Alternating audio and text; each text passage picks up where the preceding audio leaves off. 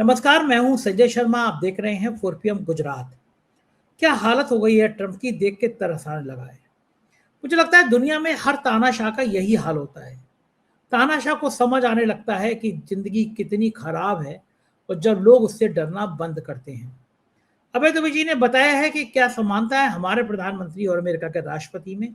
रोचक बातचीतें सीधा लेके चलते हैं अभय दुबे जी के पास। 4 PM न्यूज नेटवर्क में बहुत बहुत स्वागत है अभय दुबे जी आपका। ट्रंप की हालत देख के मुझे तरस आने लगा है सच में। कोई अहंकारी आदमी का अंत कैसे होता है ये ट्रंप को देखकर समझ आ रहा है। ईरान को बच्चा समझा था, मुझे वो गाना याद आता है। लोग कहते हैं मैं बड़ा कॉमेडी करते रहता हूँ, लेकिन मुझे वो गाना याद आ रहा है, छोटा बच्चा समझ के हमको ना तड़पा ना रे। तो वो जो छोटा बच्चा समझा था ईरान को, वो तो ताऊ निकला। ईरान रोज जिस तरह से हमले कर रहा है, एक एक नई चीज निकाल के ला रहा है। ट्रंप की उनको चूल्हे हिला दिए। अमेरिका जैसी जगह पर 1 करोड़ लोग सड़क पे आ जाएं कि हमको राजा नहीं चाहिए, तो राजा की नींद तो उड़ जाएगी। और मुझे लगता है एक एक संदेशा और है कि जो आदमी हिटलर हो जाता है उसके सपने फिर ऐसे ही टूटते हैं। वो शेर की मुझे एक्यूरेट लाइन तो याद नहीं है, लेकिन वो शेर ये है कि जिन बुतों में आ जाती है खुदा की बू, वो बुत तोड़ दिए जाते हैं। अब तो पोप ने भी कह दिया कि हम आशीर्वाद नहीं दे सकते, कि ईश्वर को खून से सने हाथ पसंद नहीं आते। आज उदय प्रताप जी पूर्व सांसद हैं और बहुत अच्छे कवि हैं। आज वो मेरे ऑफिस में आए थे और फिर युद्ध के ऊपर उन्होंने बहुत सारी कविता सुनाई, और भाव ये था कि ये देश जो है, हमारा भारत जो है, ये बुद्ध का देश था। ऐसे युद्ध को रोकने की कोशिशें करनी चाहिए।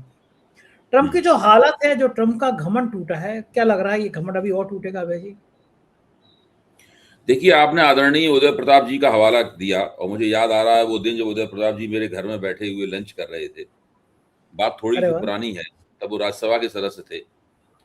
लेकिन हम लोग बचपन से उनकी कविताएं सुनते रहे हैं। और उनकी एक कविता है टीचर और इंजीनियर। अच्छा। इसकी एक लाइन है, हाँ, टीचर और इंजीनियर, इसकी एक लाइन है। टीचर वो इंजीनियर से वो कह रहा है कि टीचर इंजीनियर से कह रहा है कि तुम इंजीनियर हो, डैम ही बनाते हो, हम कैसा भी डैम हो आदमी बनाते हैं। ये उनकी मशहूर लाइन है उस कविता की। तो उदय प्रताप जी तो हम सबके आदरणीय हैं और उनकी कविताएं सुनकर उनके ऊपर सोचते हुए हम सब लोग बड़े हुए। आज मैंने उनका इंटरव्यू किया है, बहुत जल्दी 4 PM पॉडकास्ट पे आएगा। बड़ा मजा आया मुझे उनसे, उनकी कविताएं सुनकर। वास्तव मेरा में कहना है कि दो कमाल की लोग बात। हैं जिनके बारे में हम लोगों को चर्चा करनी चाहिए। एक का नाम है डोनाल्ड ट्रंप जो अमेरिका के राष्ट्रपति हैं, और एक का नाम है नरेंद्र मोदी जो भारत के प्रधानमंत्री हैं।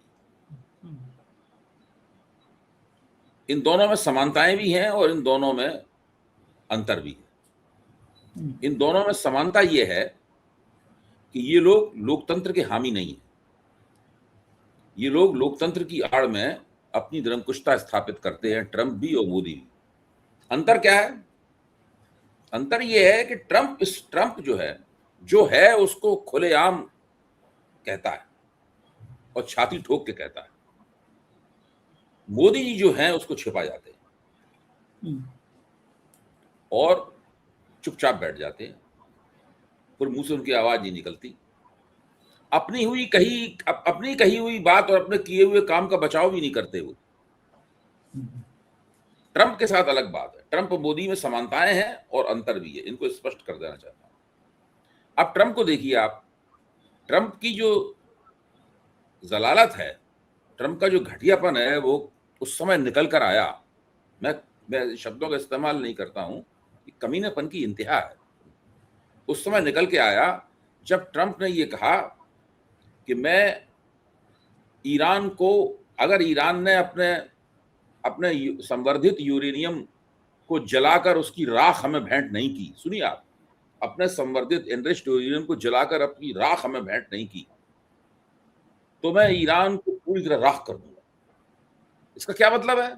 इसका मतलब है मैं ईरान के ऊपर एटम बम डाल दूंगा। इसका यही मतलब है। ये आदमी खुलकर एटम बम डालने की धमकी दे रहा है जब ये युद्ध में ईरान को पराजित नहीं कर पाया, जब ये डिप्लोमेसी के जो हथकंडे हैं उनसे भी ईरान को पराजित नहीं कर पा रहा है। ईरान कह रहा है कि हमारी ट्रंप से कोई सीधी बातचीत नहीं हो रही, मध्यस्थों के जरिए संदेश भिजवा रहे हैं जो हमें स्वीकार नहीं है। ये है डोनाल्ड ट्रंप। नरेंद्र मोदी क्या है? नरेंद्र मोदी इजराइल जाते हैं, युद्ध से 36 घंटे पहले वो नेतन्याहू के साथ हाथ में हाथ डाले खड़े हुए थे।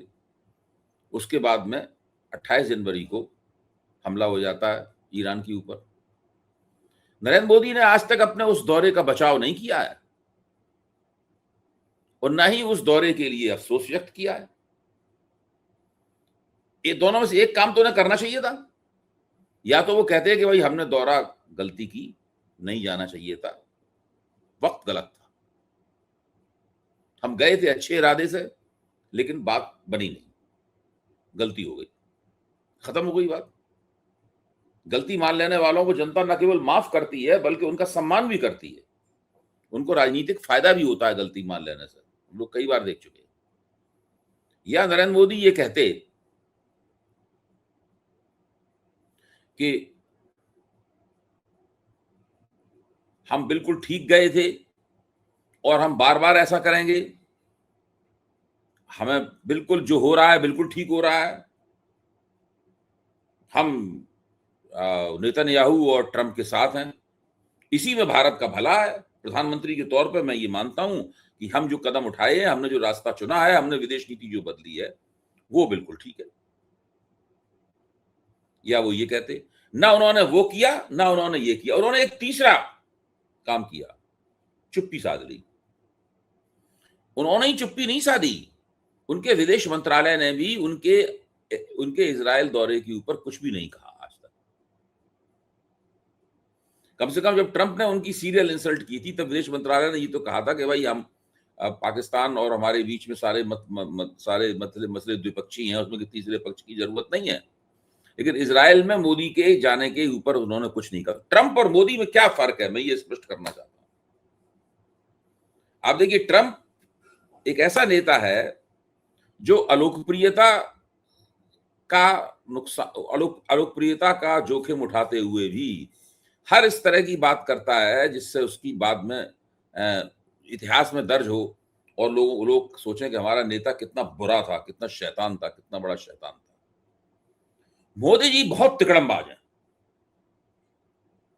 वो हर काम वो करते हैं जो ट्रंप और नेतन्याहू करता है, लेकिन बाद में वो चुपचाप पतली गली से निकल जाने के लिए पतली गली खोजने लगते हैं, जो आजकल वो खोज रहे हैं। आप देखिए, ये तुलना आपको किसी ने नहीं की होगी। आपके साथ इतने लोगों से आप बातचीत करते हैं, इतना बड़ा आप प्लेटफॉर्म चलाते हैं, रोज आप बीसियों वीडियो बनाते हैं, अपलोड करते हैं, लेकिन आप देखिए ये बहुत महत्वपूर्ण मसला है। इसको समझना चाहिए कि अमेरिका के राष्ट्रपति और भारत के प्रधानमंत्री में क्या क्या अंतर है और क्या क्या समानता है। जी संजय जी। बिल्कुल ठीक कह रहे हैं कि ये अंतर तो साफ नजर आता है कि ट्रंप जो करते हैं उनकी चिंता नहीं करते, या फिर चिंता इस तरह करते हैं कि जब एपस्टीन की फाइलें सामने आती हैं और ट्रंप साहब छोटी छोटी बच्चियों के शरीर को जानवरों की तरह नोचते और खसोटते नजर आते हैं, तब वो एक युद्ध का ऐलान करते हैं। लोग कह रहे हैं कि एपस्टीन फाइलों से ध्यान हटाने के लिए युद्ध की साजिश रची गई। और बात भी ठीक है, जब से युद्ध हो रहा है, सब सोशल मीडिया हो, टीवी चैनल हो, सिर्फ और सिर्फ युद्ध है, एपस्टीन की फाइलें गायब हैं। आपको लगता है कि इस युद्ध के पीछे कहीं ना कहीं एपस्टीन की फाइलों का दर्द है, उन बच्चियों की चीखें हैं, खामोश करने की कवायद है? देखिए, अगर आप फौरी तौर पर देखें, हर चीज के दो पहलू होते हैं। एक तो फौरी पहलू होता है, इमीडिएट एस्पेक्ट, एक होता है दूरगामी आयाम। तो इसके फौरी पहलुओं को देखें तो मुझे लगता है कि ट्रंप ने दो बातों की तरफ से ध्यान हटाने के लिए युद्ध का इस्तेमाल किया। एक, जब सुप्रीम कोर्ट ने उनके खिलाफ फैसला दिया, उनके सारे टैरिफ्स उन्होंने कूड़ेदान में उठा के फेंक दिए, तो ट्रंप को बहुत बड़ा झटका लगा। उनकी टैरिफ रणनीति पूरी तरीके से ध्वस्त हो गई और वो उसके उभरने की कोई चांस नहीं है, कोई मौका नहीं है। दूसरा, एप्स्टीन फाइलों की वजह से पहले से उनकी बदनामी हो रही थी और वो उसमें बुरी तरीके से फंसे हुए थे। इसलिए ट्रंप ऐसा कुछ बहुत बड़ा करना चाहते थे कि लोग सुप्रीम कोर्ट के फैसले और एप्स्टीन फाइलें उसके सामने बौनी लगने लगे, महत्वहीन लगने लगे उसके सामने। इसके ये तो युद्ध का उन्होंने इस्तेमाल किया, ये बात आपकी बिल्कुल सही है। लेकिन एक दूसरा बहुत बड़ा, इससे भी बड़ा एक कारण है, वो ये है कि ट्रंप दुनिया की जो एनर्जी सप्लाई का हब है, उस हब को कंट्रोल करना चाहते थे। वो चाहते थे वो हब उनके हाथ में आ जाए। इस हब को वो एक हद तक कंट्रोल कर चुके थे जब उन्होंने पूरे मध्य पूर्व में अमेरिका ने अपना कब्जा जमा लिया। मिडिल ईस्ट का जो खाड़ी काउंसिल के देश हैं, दुबई, अबू धाबी, संयुक्त अरब अमीरात, सऊदी अरबिया, बहरीन, ये सब जो है ना, कुवैत, इन सब पे, तो ये सब अमेरिकी छाते के नीचे आ गए। तो इनके अमेरिकी छाते के नीचे आने से ट्रंप अमेरिका को वो हो गया। दूसरा उन्होंने काम ये किया कि वेनेजुएला पर कब्जा कर लिया, उनके राष्ट्रपति और उनकी बीवी का उन्होंने अपहरण कर लिया, तो वेनेजुएला का तेल भी उनके कब्जे में आ गया। अब दुनिया के सारे तेल का 4% तेल चीन, वो ईरान के पास था। तो उन्होंने सोचा कि हम ईरान के तेल पर भी कब्जा कर लेते हैं, और जिस जगह से सारा दुनिया का 20% तेल और 20% गैस गुजरती है, स्ट्रेट ऑफ होर्मुज जलडमरू मध्य, अगर हम ईरान पे कब्जा कर लेंगे तो हम होर्मुज पे भी कब्जा कर लेंगे, क्योंकि होर्मुज का वो एक खास तरह का इलाका, शायद 5-7 किलोमीटर का इलाका एक ऐसा है जहां पे होर्मुज समुद्र में गहराई काफी है उसकी। तो जो बड़े बड़े जहाज तेलों से भरे हुए आते हैं और गैस से भरे हुए आते हैं, उनको काफी गहराई की जरूरत होती है। जहां समुद्र गहरा होता है वहीं से वो पार कर सकते हैं। वो जगह ईरान के तट पे है, खर्ग आइलैंड वगैरह सब ईरान का तट है ना लंबा, वहां पे है। वही जगह है जहां ईरान ने नाकेबंदी कर रखी है। पूरी होर्मुज थोड़ी नाकेबंदी कर, बस उतनी जगह में नाकेबंदी करने की जरूरत है उसको, जहां से तेल से भरा हुआ जहाज गुजरना लाजमी है, बाकी जगह तो गुजर ही नहीं सकता, फंस जाएगा समुद्र में। ईरान ने वहीं नाकेबंदी कर दी और वो उसके तट से जुड़े हुए हैं। उसका उस समुद्र का एक खासा बड़ा इलाका ईरान के वैधानिक रूप से ईरान के पानी में आता है। ईरान का जो पानी होता है समुद्र से, भारत का हिंद महासागर में एक समुद्र में भारत का एक इलाका है, उसमें ईरान का भी वहां पे अरब की खाड़ी में एक इलाका है, फारस की खाड़ी में एक इलाका है ईरान का। तो ईरान ने वहीं नाकेबंदी कर रखी है। तो ये वो चाहते थे डोनाल्ड ट्रंप कि वहां से ईरान पे कब्जा कर लेंगे तो वो इलाका जो है वो उनके हाथ में आ जाएगा, और फिर पूरी तरह दुनिया के वो तेल सम्राट हो जाएंगे। He would become a oil emperor of the world. Venezuela का तेल उनके पास है, पूरे खाड़ी के सब देशों का तेल उनके पास है, और ईरान का तेल भी उनके पास है, और खुद भी वो तेल के बहुत बड़े उत्पादक हैं। अमेरिका खुद भी अपना सारा तेल तो अमेरिका पैदा करता ही है। अब चीन, अमेरिका को दुनिया से एक बूंद तेल भी नहीं चाहिए, खुद ही पैदा करता है अमेरिका, और बाकी दुनिया को बेचता भी है अमेरिका बहुत बड़ा तेल का उत्पादक है। तो ये पूरी डिजाइन इसके पीछे थी। अच्छा, इसमें मैं ये कहूंगा कि ईरान के रणनीतिकारों ने इस बात को अच्छी तरीके से भांपा कि सब कुछ जो प्रपंच है इसके पीछे असली मामला ये है। इसलिए उन्होंने पहला काम ये किया कि उन्होंने वहां पे युद्ध की शुरुआत में ही, जब सब लोगों का होर्मुज की तरफ ध्यान भी नहीं था, वहां सुरंगें बिछानी शुरू कर दी, और पूरा वो इलाका जो नाजुक इलाका है जहां से किसी भी जहाज का निकलना जरूरी है, वहां उन्होंने सुरंगें बिछा दी और अपना टोल बूथ बना दिया, और ऐलान कर दिया कि यहां से जो निकलेगा वो हमको टोल देके जाएगा। वो टोल वो ये नहीं है जो 150-200 रुपए, 50 रुपए से लेकर 100 रुपए तक टोल हम लोग दिल्ली से और लखनऊ तक जाते हैं तो जाने कितनी जगह देते हैं। ये जबरदस्त एक तेल की जहाज चलने वाला डॉलरों में एक जबरदस्त टोल है। इस वक्त स्थिति क्या है कि कोई भी जहाज वहां से गुजरता है तो ईरान की फोर्सेस उसका कार्गो चेक करती हैं। अगर उसमें तेल वेल भरा हुआ हो तो गुजर ही नहीं सकता, अगर तेल वेल नहीं भरा हुआ, कोई दूसरी चीजें भरी हुई हैं तो वो जाता है, लेकिन ईरान के खाते में पहले डॉलर पहुंच जाते हैं। ईरान पहले से ही वहां टोल वसूलना शुरू कर दिया।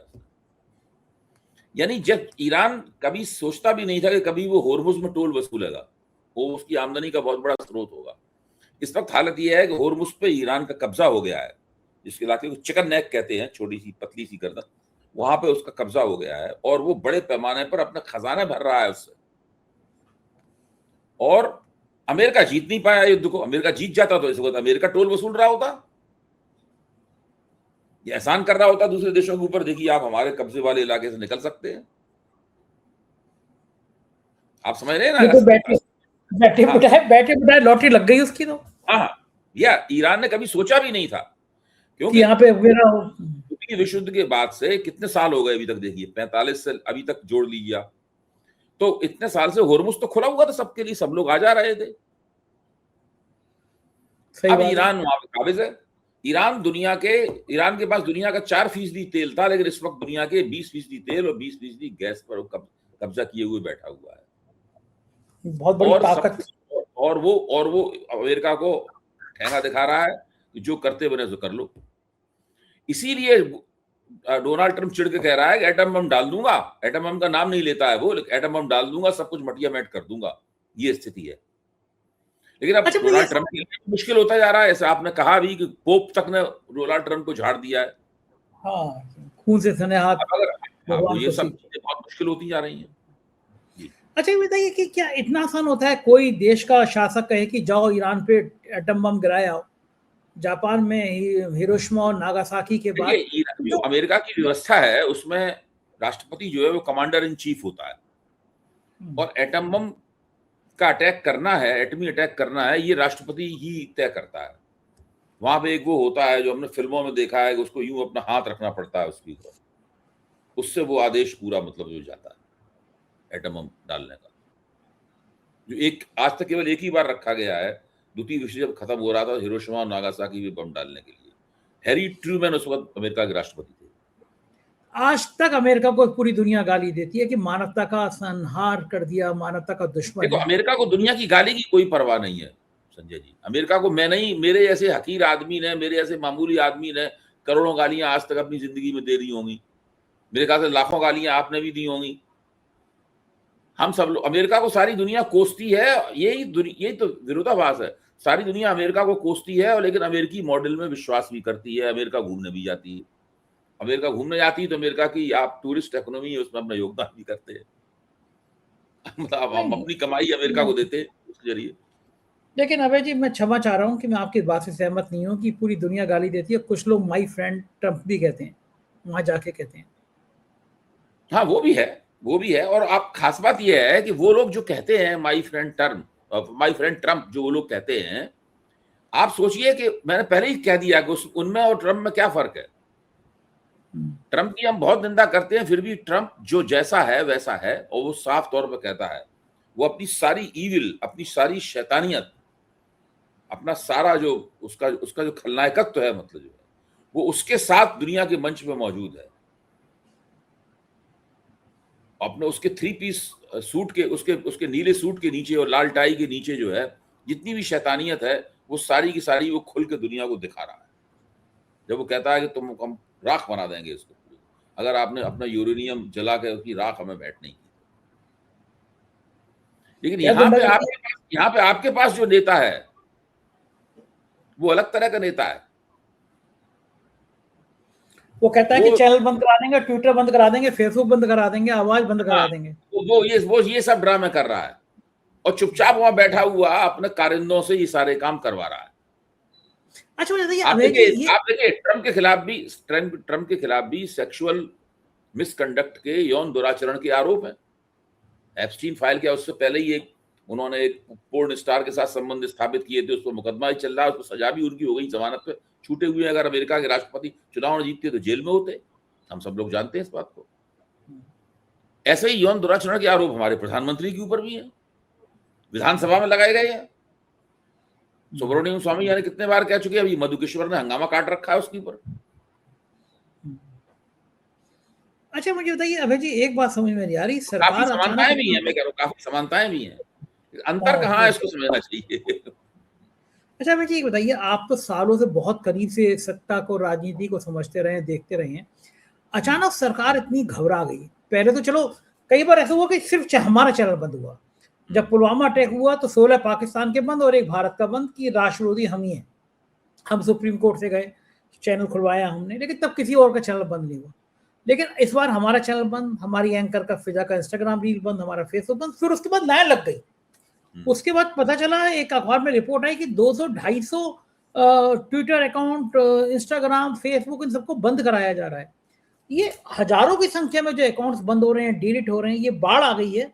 ये क्या डर है सरकार को? कोई ऐसा भय सता गया कि कोई विद्रोह हो सकता है, पार्टी के अंदर ये विद्रोह हो सकता है? इतना क्यों डर गई? इतना तो कभी नहीं डरी थी सरकार सोशल मीडिया से। देखिए, इसमें ऐसा है कि सरकार लगातार पल पल जो है ना, ये आकलन करती है कि माहौल हमारे कितने खिलाफ हो रहा है, हम इसको मैनेज कर सकते हैं या नहीं कर सकते हैं। ये वो पल पल अंदाजा लगाती रहती है। उसके आजकल मोदी जी के लोग देश कितने अच्छी तरीके से चलाया जाए इसमें दिलचस्पी नहीं है, सारे लोगों का दिमाग इसी में खप रहा है। कहीं ऐसा तो नहीं है कि बाजी हाथ से निकलती जा रही है, क्योंकि 2024 में देख चुके हैं कि बहुमत हाथ से निकल गया था। सोचते ऐसा ना हो 2029 में सत्ता भी हाथ से निकल जाए। इस अंदेशे से इस देश का एक एक गोदी पत्रकार जो मोदी जी की हर चाहे कितनी भी नाकामी हो उनकी सफलता के कसीदे पढ़ता रहता है वो, और तमाम सारे अफसर जो मोदी जी के दाएं बाएं हैं, मोदी जी के तमाम रणनीतिकार, सत्ता का सुख भोग रहे लोग, चाहे प्रदेशों के स्तर पर चाहे केंद्र के स्तर पर, और खुद मोदी जी, ये सब लोग इस बात से बहुत डरे हुए हैं कि सत्ता हाथ से न निकल जाए। क्यों इन्होंने जितना लोगों को परेशान किया है, जब सत्ता हाथ से निकल जाएगी तो इनका क्या हाल होगा, इस पर सोचिए। अच्छा, ये इस तरह सोशल मीडिया पे हमला करा के, ये तमाम सोशल मीडिया अकाउंट बंद करा के क्या सत्ता बच जाएगी? लोगों में गुस्सा नहीं आएगा कि अब तो बीजेपी के लोग भी कहने लगे? भाई अपनी तरफ से तो वो सारी कोशिश करेंगे, अगर हाथ से निकल जानी है तो निकलेगी ही, वो तो अलग बात है, लेकिन अपनी तरफ से तो वो ये नहीं सोचेंगे, ये ना हो दिमाग दिल में न रह जाए कि हमने वो वाली कोशिश नहीं की। बताइए क्या दौर है? आदमी जब बीमार होता है और सांस टूट रही होती है तो इस वक्त जो इंजेक्शन जितना चाहिए सब आदमी उसको लगाता है ना, रेमडेसिविर का भी लगवाओ, ये भी लगवाओ, वो सब लगाता है। भले हो सकता है उल्टा रिएक्शन हो जाए, वो तो अलग बात है, लेकिन पूरी कोशिश तो होती है कि भाई ये ना रह जाए कि भाई हमने ये इंजेक्शन नहीं लगवाया, फलाना ऑपरेशन नहीं कराया, फलाना कैप्सूल नहीं खाया, तो वो तो हर ऑपरेशन होगा, हर कैप्सूल खाएंगे, हर इंजेक्शन लगवाएंगे, हर ऑपरेशन कराएंगे, फिर भी जान निकल गई, निकलनी होगी तो निकल जाएगी। वक्त देखिए कि जो इमरजेंसी का, आपातकाल का विरोध करते थे, जो लोकतंत्र की बात करते थे, अब वो ही मीडिया का गला घोट रहे हैं, वो ही सोशल मीडिया पे वो बीजेपी और वो जनसंघ तो ये लोग सब भूल चुके हैं। देखिए इन्होंने अटल बिहारी वाजपेयी का नाम भुला दिया, इन्होंने लालकृष्ण अडवाणी तो है नहीं हमारे बीच में, इन्होंने लालकृष्ण अडवाणी का नाम भुला दिया, और उस जमाने के जो लोग थे, सुब्रमण्यम स्वामी, अरुण शौरी वगैरह, उन सबको भी ढक्कन बना दिया, किनारे फेंक दिया इन्होंने। ये जो बीजेपी है, उस जमाने की बीजेपी नहीं है, ये कुछ और बीजेपी है। उस जमाने के अंतिम प्रतिनिधि शायद अरुण शौरी थे, अरुण जेटली थे, उस जमाने के अंतिम प्रतिनिधि अरुण जेटली थे, जिन्होंने उस जमाने से निकलकर मोदी जी का साथ दिया था। वो भी नहीं है, अब इस वक्त खत्म हो गए, वो उस जमाने का कोई व्यक्ति है नहीं, खत्म खेल, पैसा आ जाओ। क्या विडंबना है कि देश को यहाँ तक ये लोग ले आए कि जहां तक लोकतंत्र की सीधे सीधे हत्या हो रही है, कोई कुछ बोल नहीं रहा है। अबे जी, क्या ये स्थिति बनी रही? लोकतंत्र के लिए संजय जी कोई मतलब ही नहीं है इन बातों का। ये तो हम लोग लोकतंत्र की हत्या हो रही है कि लोकतंत्र विकसित हो रहा है, कि लोकतंत्र बेहतर हो रहा है, कि कमतर हो रहा है, हम लोग ये हमेशा चलाते रहते हैं बहस। इन लोगों के लिए इसका कोई मायने नहीं। हम लोगों की इन बातों पे लोग मन ही मन सोचते हो पता नहीं क्या बोल रहे हैं, लोकतंत्र क्या कहते रहते हैं। इन लोगों को कोई मतलब नहीं है। स्थिति तो यही होती जा रही है। बहुत शुक्रिया अभय जी, आपने मुझे समय दिया, बातचीत की, थैंक यू सर। ये थे अभय दुबे जी, पूरी बातचीत आपने सुनी और मुझे यकीन है ये बातचीत पसंद आई होगी। इतना खुल के बोलने वाले कम लोग हैं और इतना खुल के अमेरिका को आईना दिखाने वाले भी कम लोग हैं। कैसी लगी बातचीत बताइएगा जरूर। शुक्रिया, थैंक यू।